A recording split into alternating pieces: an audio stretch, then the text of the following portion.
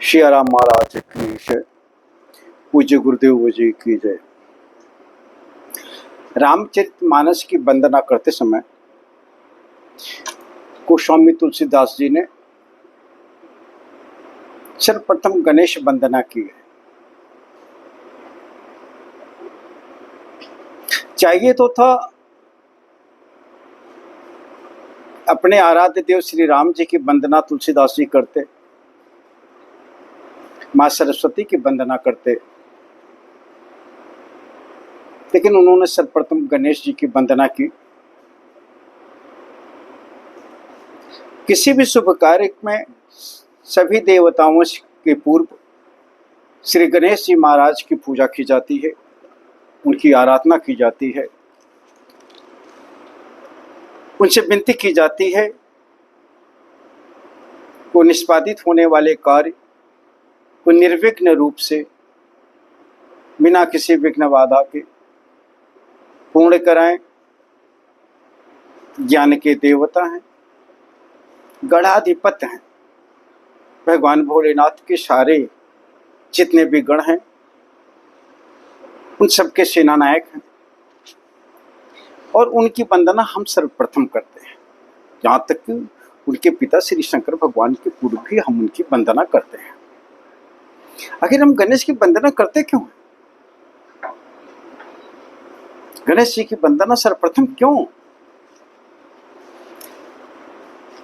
मैंने पहले इस चीज का जिक्र किया था। परिवार में पिता की भूमिका या मेरे पिता मेरे लिए जनक होने के कारण ईश्वर से भी आगे पूज्य हैं।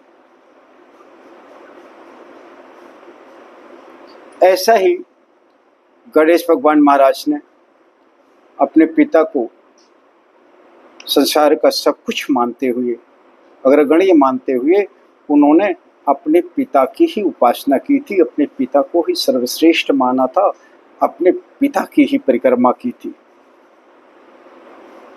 और ये उनके पिता का आशीर्वाद था कि किसी भी शुभ कार्य, देवावाहन, सारे देवताओं के पूर्व सर्वप्रथम श्री गणेश जी महाराज की ही उपासना की जाएगी। गोस्वामी तुलसीदास जी इसी के उपक्रम में श्री रामचरितमानस की रचना करने में सर्वप्रथम गणेश भगवान की पूजा करते हैं और वही नहीं करते हैं, गणेश भगवान की वंदना तो मां सीता ने भी की है।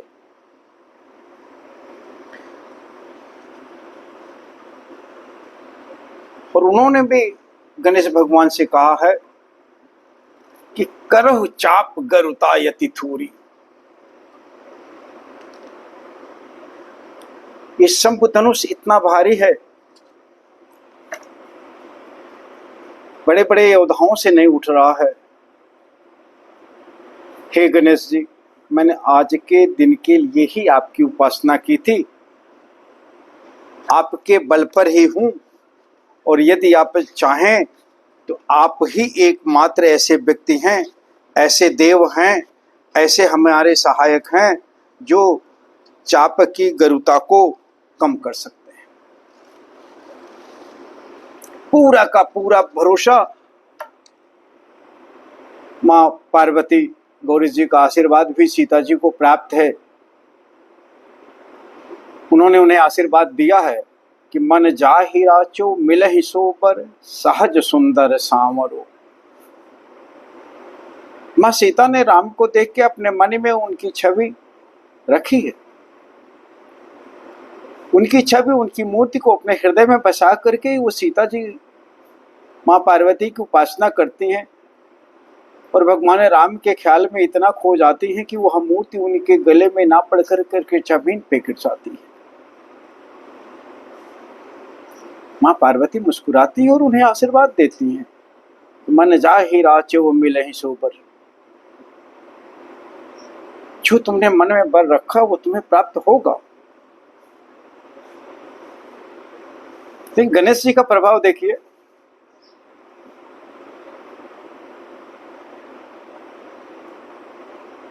कि पार्वती जी के आशीर्वाद पर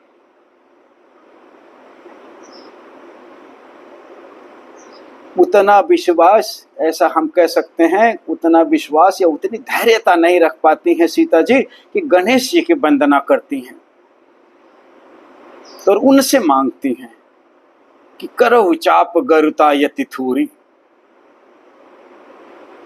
हे गणेश महाराज, आपसे ही संभव है, मेरा विवाह तो धनुष के अधीन है, ये धनुष नहीं उठेगा तो मैं जिसे चाहती हूं उससे मेरा विवाह संभव नहीं हो पाएगा। और वो धनुष उठाने के लिए आ रहे हैं। कोमल शरीर, कम उम्र, बड़े बड़े योद्धा नहीं उठा पाए हैं। ऐसे हालात में सीता जी भी धैर्य छोड़ देती हैं, उनका भी धैर्य कम हो जाता है, तो वो गणेश जी की वंदना करती हैं। ऐसे ही भगवान शंकर गणेश बुद्धिदाता, विघ्नहर्ता, आपके मन की इच्छाओं को पूर्ति करने वाले, गणाधिपति, गणनायक भगवान गणेश की वंदना तुलसीदास जी भी करते हैं कि जेहि सुमिरत सिद्धि होए, गणनायक करिवर वदन, करहु अनुग्रह सोई, बुद्धि राशि शुभ गुण सदन। बुद्धि राशि, भगवान गणेश बुद्धि राशि है। रामचरितमानस की रचना तुलसीदास जी कर रहे हैं। गणेश भगवान के किस रूप को, किस गुण की पूजा कर रहे हैं, किस गुण का आवाहन कर रहे हैं, हमें इसे सीखना है, जानना चाहिए कि हम गणेश भगवान से क्या मांग रहे हैं। तो गणेश भगवान को जिस रूप में वो देख रहे हैं वह है बुद्धि राशि, बुद्धि के भंडार हैं। शुभ गुण सदन, सारे अच्छे गुणों का भंडार है, सदन है। सारे अच्छे गुण भगवान गणेश से ही प्राप्त हो रहे हैं। आप ऐसा कहें कि गणेश भगवान की वंदना करने वाले, गणेश भगवान से इच्छित वर पाने वाले लोग अगर भगवान गणेश से उनसे अपने कार्य को निष्पादित करने के लिए या अपना मन इच्छाधारी मनोवांछित वर पाने के लिए अगर वो उपासना गणेश की कर रहे हैं तो वह गणेश महाराज जी को अच्छी तरह से समझ नहीं पा रहे।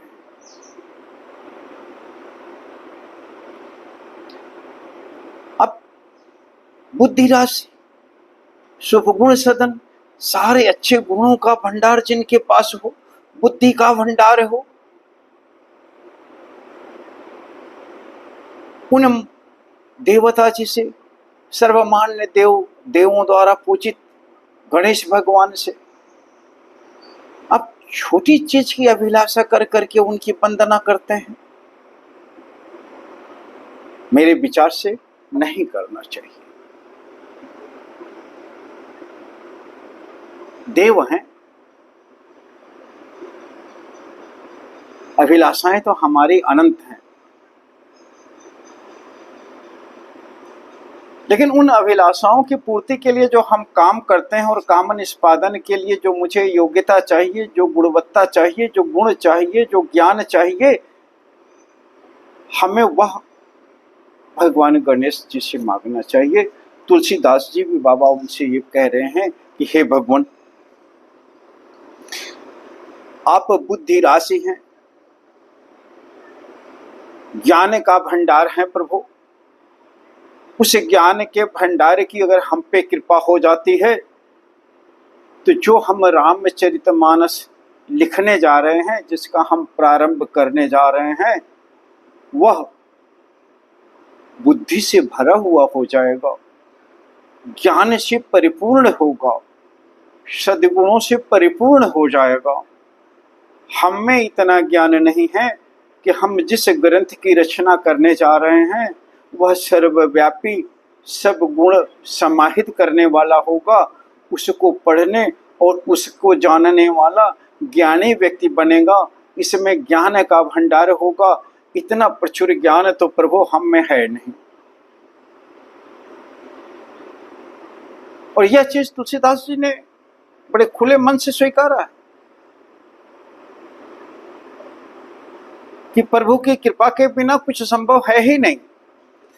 मेरे पास इतनी बुद्धि नहीं है कि मैं इस ग्रंथ की रचना या भगवान राम के गुणों की व्याख्या या उनकी प्रशंसा या मैं उनके कथनों का विवेचना करूं या मैं उस संबंध में कुछ लिख सकूं अथवा मैं प्रभु जी को जान ही सकूं, यह शक्ति और सामर्थ्य भी हम में नहीं है। तो उन्होंने इस पुस्तक के श्री रामचरितमानस की रचना करते समय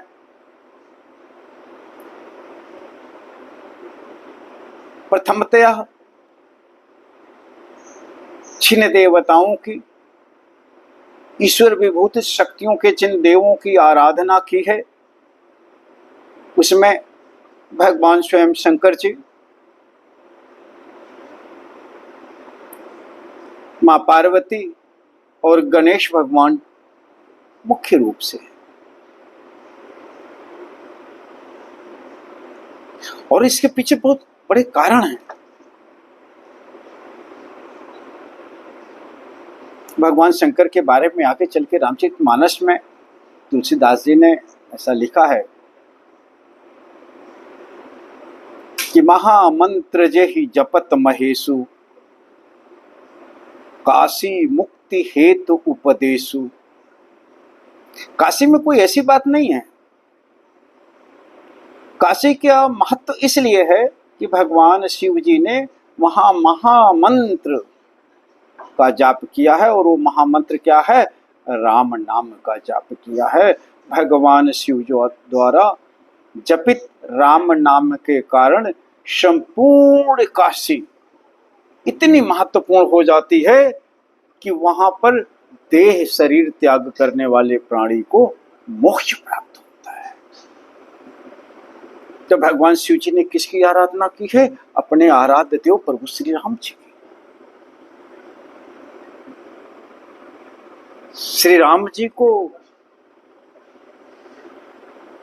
जानने की अभिलाषा मां पार्वती में।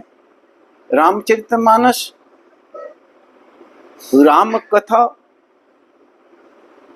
कहने और सुनने का एक कारण मां पार्वती भी हैं, जिन्होंने भगवान शिव से बड़ी विनती पूर्व आग्रह किया है कि हे भगवान, हमको अपने आराध्य देव श्री राम जी के बारे में बताएं। तो बताने की कड़ी में भगवान शिव ने रामावतार के दौरान हुई सारी घटनाएं, इसके पूर्व हुई सारी घटनाओं का विस्तृत वर्णन मां पार्वती के आग्रह पर किया है।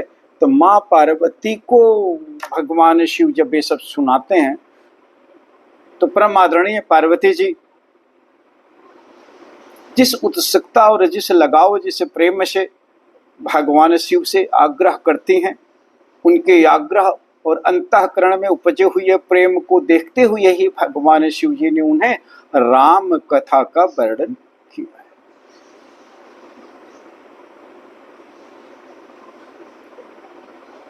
और नाम का प्रभाव तो यह है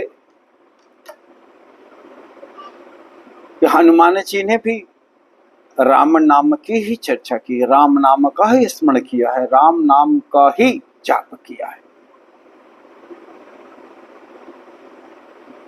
गणेश जी ने भी राम नाम का ही जाप किया है।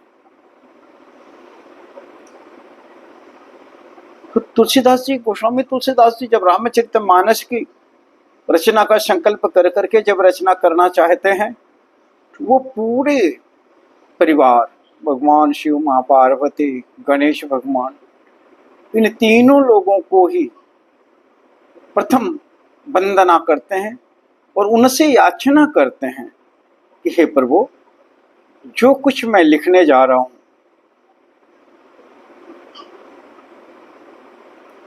जो कुछ इस रामचरितमानस में हम वर्णन करेंगे, आपसे विनती करते हैं कि वह सब सच हो। हम बुद्धिहीन हैं, आपकी कृपा अगर होगी तो इसमें जो कुछ भी हम लिखेंगे, जो कुछ भी इसमें लिखा जाएगा, वह सब आपके आशीर्वाद से लिखा जाएगा और वह सब सच होगा। भैया, रामचरितमानस को गोस्वामी तुलसीदास द्वारा रचित एक काव्य ही नहीं समझना चाहिए।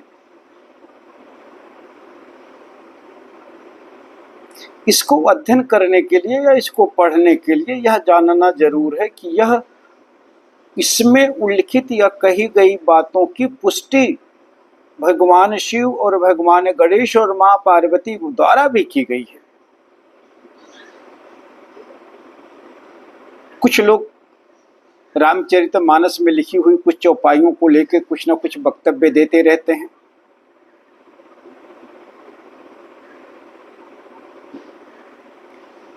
जब हम किसी संदर्भ को सामाजिक संदर्भ में बात करते हैं तो उस चीज को सामाजिक संदर्भ में देखना होगा, और जब हम ज्ञान और भक्ति की बात करते हैं तो ज्ञान और भक्ति के संदर्भ में कही हुई बातों को ज्ञान और योग या भक्ति के संदर्भ में देखना होगा। और जहाँ प्रभु ने सामान्य लीलाएं की हैं, जहाँ सामान्य लीलाओं का एक मानव तनधारी व्यक्ति की तरह जहाँ पर उन्होंने लीलाएं की हैं, उससे मुझे सामाजिक, व्यक्तिगत, पारिवारिक रूप में देखना होगा। यह तो संभव नहीं है कि भगवान जिन्होंने अवतार लिया है वो हमेशा भगवान की तरह ही व्यवहार किए हैं, ईश्वर की तरह ही व्यवहार किए हैं। और यह भी संभव नहीं हो सकता है क्योंकि वो जिस कारण, जिस विवशता से जिन भक्तों की बातों को पूर्ण करने के लिए उन्होंने अवतार लिया था, उन भक्तों को दिए गए आशीर्वाद, दिए गए वचनों या उन कारणों के निवारण के लिए उन्होंने जो लीलाएं की हैं वह साधारण मानव जैसी हैं, यह भी समझना हमारी भूल है। तो यदि साधारण मानव द्वारा वो लीलाएं संभव थीं, यदि उस तरह के क्रियाकलाप हो सकते थे, तो उन क्रियाकलापों के लिए भगवान का अवतरण होना, उनका अवतार लेना, उनका जन्म लेना आवश्यक नहीं था। लेकिन पुरुषोत्तम के रूप में एक मर्यादा स्थापित करने के लिए भी उन्होंने जन्म लिया था। तो जहां जहां मर्यादाओं का निष्पादन करना था, जहां जहां समाज के लिए एक मर्यादा दिखाना चाहिए था, वहां वहां पर भगवान श्री राम ने उन मर्यादाओं को बनाए रखा है। जो वर्जित मर्यादाएं थी, जिनमें वर्जना थी, उनको ना करना, और जो मर्यादित थी समाज के लिए, घर के लिए, निजी संबंध के लिए, मित्र के लिए, उन मर्यादाओं का कष्ट सह करके भी पालन करने की भी उन्होंने मर्यादा रखी है और उसको उन्होंने स्थापित किया है। जब हम एक सांसारिक पुरुष के रूप में रामचरितमानस का अध्ययन कर रहे हों तो मुझे उन प्रसंगों पर जाना होगा जहाँ प्रभु श्री राम जी ने साधारण मनुष्य की तरह उन मर्यादाओं का चित्रण किया है, उसे स्थापित किया है, उनको बनाए रखने के लिए कष्ट सहा है। मुझे उन प्रसंगों को देखना होगा। अगर मैं उन प्रसंगों को देखता हूँ और मैं उसका मनन करता हूँ तो आप निश्चित तौर पर जानिए कि जो प्रभु जी की सामान्य क्रियाकलाप थे, जो गृहस्थ के जीवन के लिए आवश्यक था, वो कर रहे थे। हमें उनको मानना चाहिए। अगले एपिसोड में हम बताएंगे, अगले संदर्भ में इस पर चर्चा करेंगे कि उनकी क्या क्या मानव जनित मर्यादाएं थी, जो परिवार के प्रति, मित्र के प्रति, भाई के प्रति, माँ के प्रति, उस पर चर्चा करेंगे। क्योंकि अभी हम गृहस्थ जीवन में हैं तो हमको प्रभु की अलौकिक लीलाओं पे उतना जाने की जरूरत नहीं है। पहले हम अपने को मर्यादित करें, अपनी पात्रता डेवलप करेंगे, गृहस्थ जीवन को जिएं, गृहस्थ जीवन की मर्यादाएं रखें, एक दूसरे का मान सम्मान करने की बातों को सीखें। फिर धीरे धीरे धीरे धीरे शनै शनै जैसा मेरा अंतःकरण पुष्ट होता जाएगा, वैसे वैसे ही हम उसके पात्र बनते जाएंगे। जब हम पात्र बनते जाएंगे तो उन लीलाओं का भी हम आकलन कर पाएंगे। तो हम अगले सत्र मिलते हैं, तब तक नमस्कार।